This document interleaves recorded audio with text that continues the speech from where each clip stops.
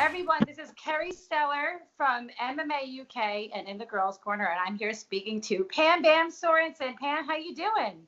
Good. I'm really good. How are you? Very well, thank you. It's been a while since we've spoken. I know you've had some hardship, so to speak, in the last few months. Tell us a little bit about what went on. I think I had just like weird symptoms. Like I would have like for probably the past year or so, I had like a little pain in my side that would come and go. So I was like, oh well, it goes away. I'm sure it's fine. And then it was a little after New Year's. I just happened to come down with the stomach flu, and the pain came back. So we went to the ER. They did a scan, and they were like, you have like a softball-sized mass in your abdomen. So it turned out it was a really big ovarian cyst. It turned out to be like, I think it was 3.5 pounds after they finally took it out. So it's non-cancerous. That's good, but it's been an interesting last few months. Oh my gosh! And it's you had mentioned that you just went for a checkup and they found that, correct? No, I went to the ER for. I had the stomach flu. We thought it might have been my appendix. Oh wow! That's well. I mean, small favors that happened, or they wouldn't have found out. Yeah, I probably would have just kept ignoring it. Oh my gosh! Now I remember you showed a picture not too long ago, and you were like, "How did this fit in there?" Yeah. It's incredible. You don't realize how something like that can be inside of your body. Yeah, I mean, when they finally took it out, it was like the size of a cantaloupe, and it was like, where was it? Yeah, it made room for itself in there. Oh my gosh! Now, how long are you out of that surgery? I'm hoping to come back this summer. I know Invicta's gonna have a card in early June, and I had told Shannon like I think I could be ready by then. Probably not at 135, but I would be. Hopefully, if there's a fed fight, I would be ready for that. Very nice. Now, how has training been since all of this? I know it's got to be, little by little, day by day, getting more. But, how do you get past, something like that? Yeah, it's hard. I've been back for a couple weeks training and doing drills. Not doing a lot of like sparring or anything or live rolls or anything yet. But it's more of finding. Is this uncomfortable or painful? Yeah, you don't want to be. Yeah. Now, the good news is that I was really worried about the UFC and their future with the featherweight division, and I know that's every fighter, should want to get to that organization and to that level. And they've been signing a lot of featherweight, so I'm hoping that your next fight in Invicta will kind of, get the word out and push you over to UFC. Yeah, I mean, I hope so. They signed Felicia, and then they signed, I think, Bia from The Ultimate Fighter, and signed another Brazilian girl at featherweight. Very much. Yeah, it's good. I was really worried for you guys. I really was. I was like, oh no, don't tell me they've sent Nunes in to just kill the division and let it be done. But it's good. That's a really, really awesome thing. And, it's nice that Shannon, has that relationship with whoever she does at the UFC, that she can, kind of give you guys the nod over there. I think that's awesome to be a part of an organization where they help you. Yeah. I think there's a lot of other organizations. I mean, even when I fought for King of the Cage, they were like, I can't believe you went and signed with Invicta. Like, why didn't I? They're supposed to help you like build yourself, your career, and like, what do you think is going to happen? This is what you should want to happen. Like, hey, we built this girl up, and now look at her. And so it's nice. Shannon is so good about that. She's awesome, and that's just, it really is huge to not just have like a good team and support system, but to be able to have like a promoter and somebody say, hey, you know what? Like, she's really there for everybody. So that's really great. I think that's awesome. And you're hoping for, you said, an early June possible return? Yeah, I mean, they haven't offered me any fights or like any potential matchups. I just told them like, hey, like I think I can be ready by then. So, I mean, I'm hoping. Do you plan on maybe doing some jiu-jitsu competitions in between to keep your mind ready and ready for it? Maybe if there's any around. I mean, there's not a whole lot going on here. Especially a lot of the women that do train, they're maybe blue belt, and so there's not a lot for me around. Yeah, and that makes a lot of sense. Now, obviously, the Invicta Featherweight Championship, the belt is vacant. Has there been any word on who's going to be fighting for it, or is that still up in the air? Because with June around the corner, that could potentially be something in your future. I would hope so. I mean, after all was said and done, I was like, oh, I would like to think that maybe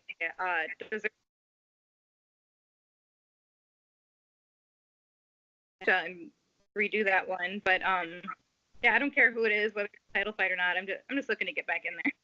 Well, the cool thing, like we were talking about, is that, with the UFC keeping the featherweight division, I know we've spoken about you wanting to fight Chris Cyborg, and you are always ready to fight anyone. So I think that I only see you having one more fight in Invicta and then them giving you the call over to UFC. And it would be cool to see you run it back with Felicia, and I'd love to see you fight Cyborg. I think that would be awesome. Yeah, I mean, hopefully. I think I had actually listened to, I think TJ DeSantis did a podcast with Shannon the other week, and she had said that we're hoping to do a tournament in every weight class this year.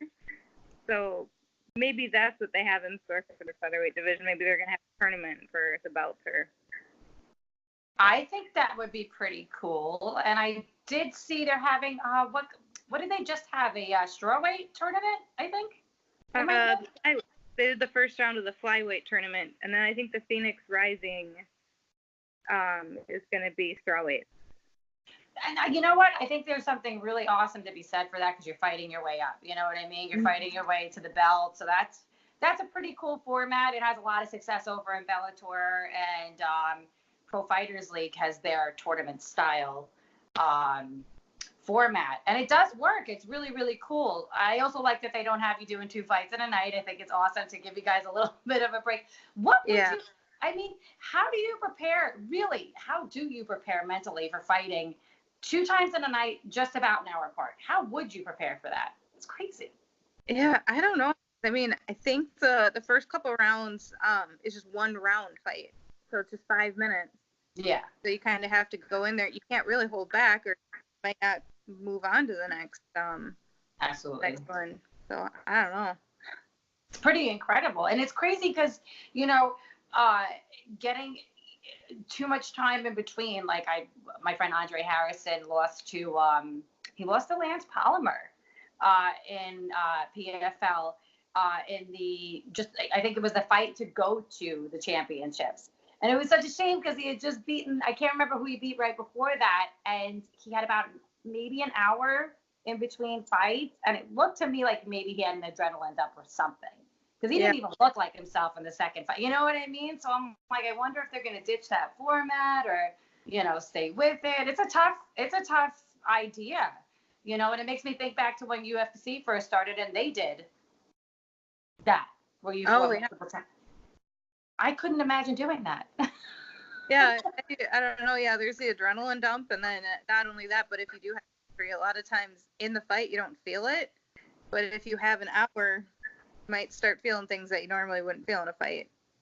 It's so true, and I can't even. I mean, I'm a competitive pool player, so I can't even fathom that.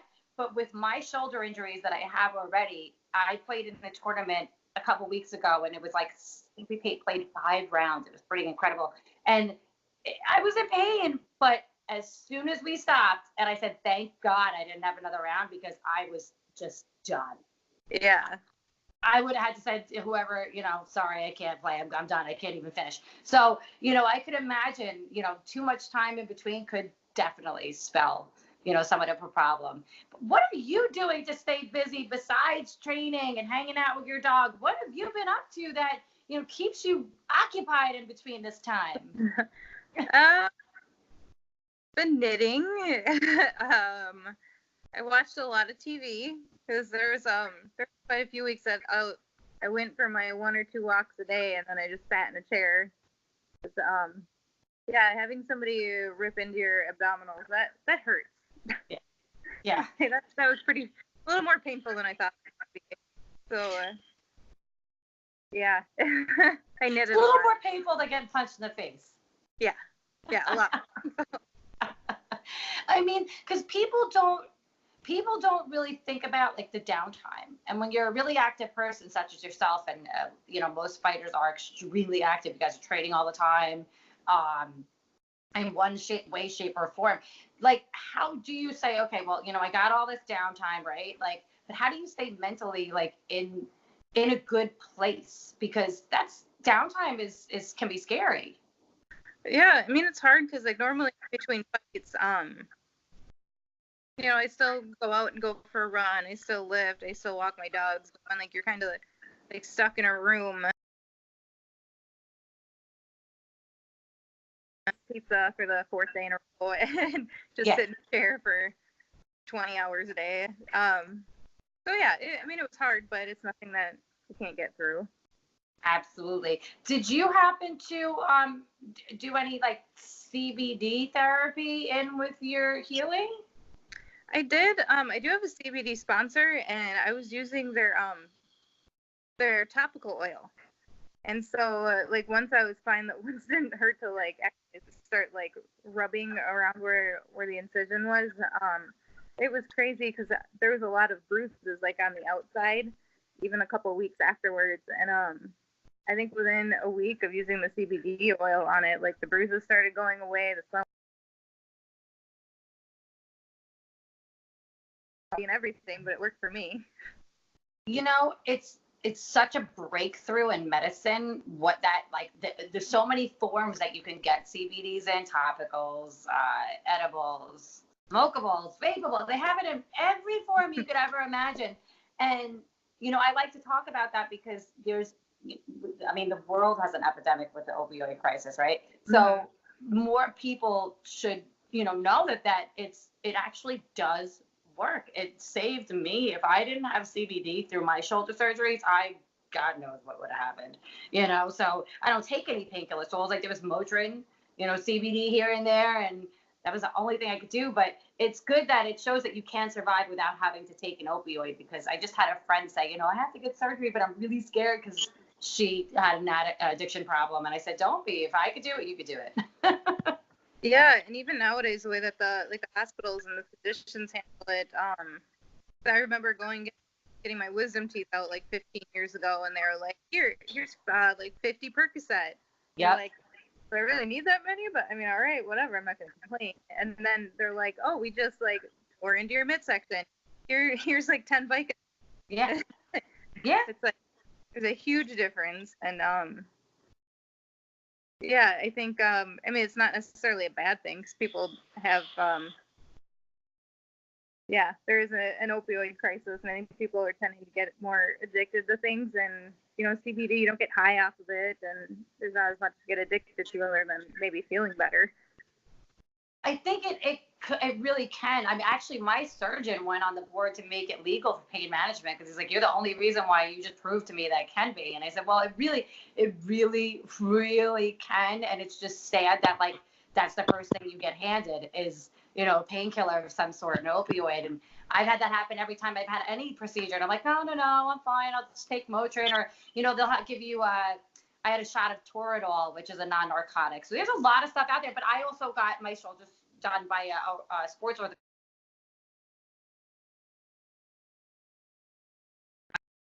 The stuff that, let's not try to, put her in a hole. Yeah. Now, what are the next couple weeks, till say June looking like for you with training? Are you going to, keep on amping it up every day a little bit more, adding more to it, or are you pretty much back almost full scale? I'm definitely not back full. Like, I can't do a lot of the sparring and can't go as hard as I did before, because I mean it still hurts. But every week I try to be able to do a little bit more, and like my cardio is pretty much gone to shit, so I've been trying to build that back. So yeah, just trying to take it a little at a time. Do you have anybody that you might want to see yourself in the cage with when you do get back? Is there any people you're thinking of eyeing up? Well, if I'm looking at who's signed with Invicta, I mean, I know that Faith Van Doon or McMaw, whatever she goes by now, I know her last fight got canceled, and I know she's looking to get back in there. I certainly wouldn't mind fighting her. I know eventually, I love Cindy Dandois, but I definitely want to fight her one day too. So at least you got a plan. At least you got some people on the horizon to get out there too. But like you said, I know you'll take anybody that they'll give you, which is just awesome. That's a fighter's mentality. And I don't like bringing up too many other people in interviews, but there's been a lot of crazy news this morning. Did you read what happened to TJ Dillashaw? Yeah, I did. It's so upsetting. And there's everybody speculating as always. And I said, my only issue is that he voluntarily vacated the belt. And yeah, nobody says like, I'm innocent, but I'm going to give up my title. Thank you. As a fighter, you would think you would do everything in your power to fight that decision and go and, get it overturned, whatever the case may be, get it investigated. But I was really shocked at how fast he vacated. And I said, I kind of feel like maybe he did something trying to cut all that weight to fight Henry. Well, and even Cody Garbrandt had accused him several times of being on drugs and being on steroids and whatnot. So, I mean, it just kind of shows that maybe he wasn't lying. Well, and look at all the controversy that happened over at Team Alpha Male with him to begin with. I said, they always said he was a cheat and a snake. So it's like really not shocking, but it's just so weird because it's like if you're going to get caught, why would you take something? Yeah, you're getting tested, especially the champions over in UFC. They're getting tested every couple of months. So it just seems stupid, and especially before he fights. Right?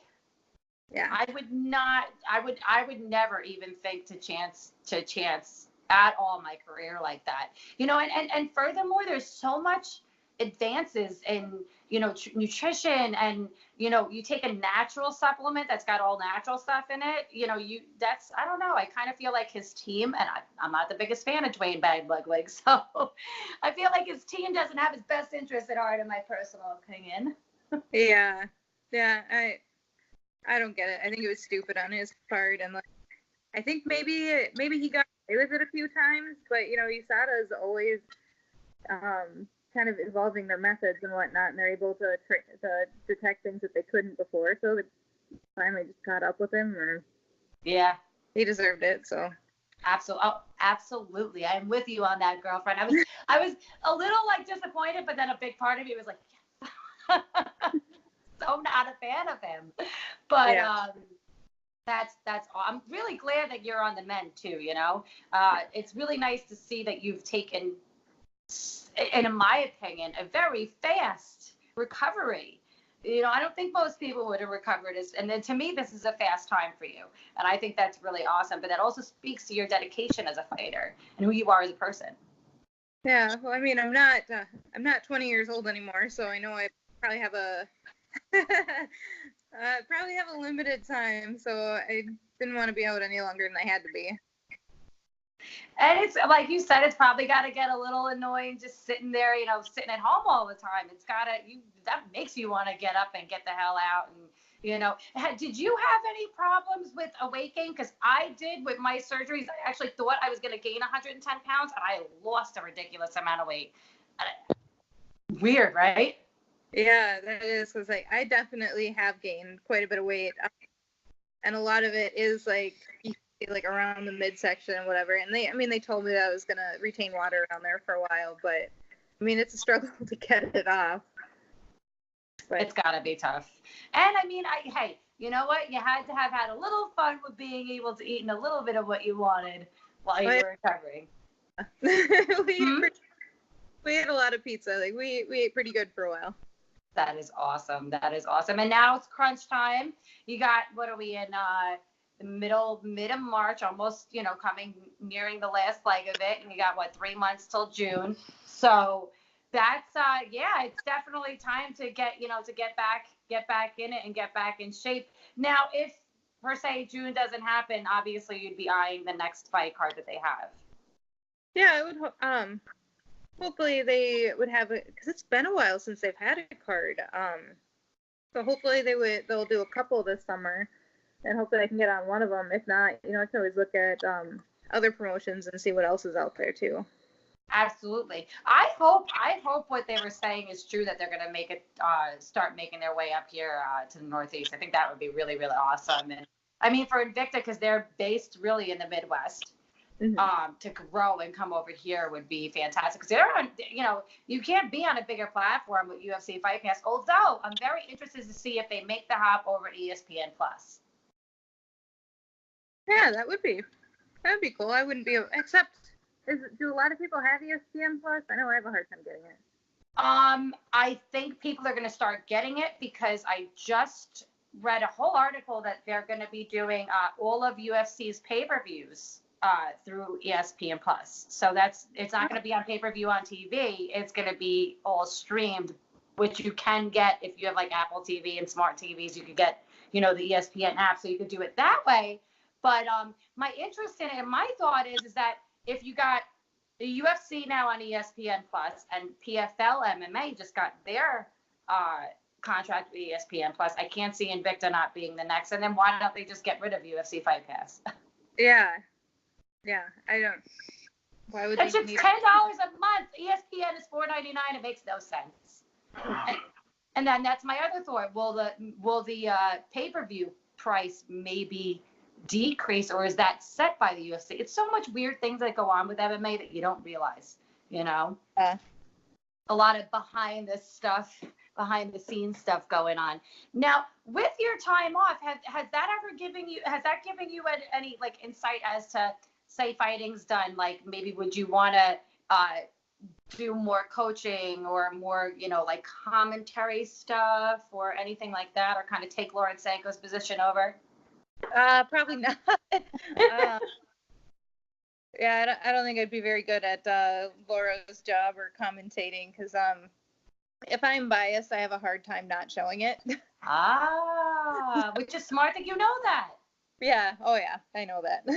You gotta know your limitations. And coaching maybe one day, or I'm not really sure what I want to do when I'm done fighting yet. All right. And Pam, we have only a little bit left. Is there any sponsors you want to thank, or anything you want to get out there that we haven't talked about? Yeah, I definitely have to thank my team over at the Cellar Gym. They've definitely been very supportive, and they've been making the transition to coming back to the gym really easy. And my goon for being my partner, even though I'm not the greatest partner right now. I would show him, but he has a corn tot in his mouth. And then, all my sponsors.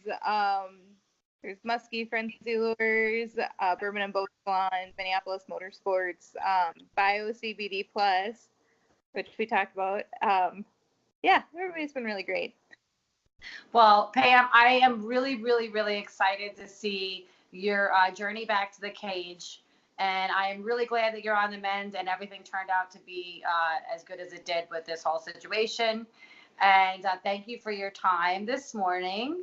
And if you want to give everybody your social media so they can find you and find where you're going to be fighting next. Yeah, I'm on Instagram, Twitter, and Facebook as Pam Bam Sorenson. Awesome. Well, you show us. What? Thanks for taking care of Pam. Thank you. Yeah. Pam, thank you very much. And I will be speaking to you before your next fight when we find out when you're coming back and who your opponent is. And keep kicking ass and stay healthy and get well fast. All right. Thank you. Thanks, Pam.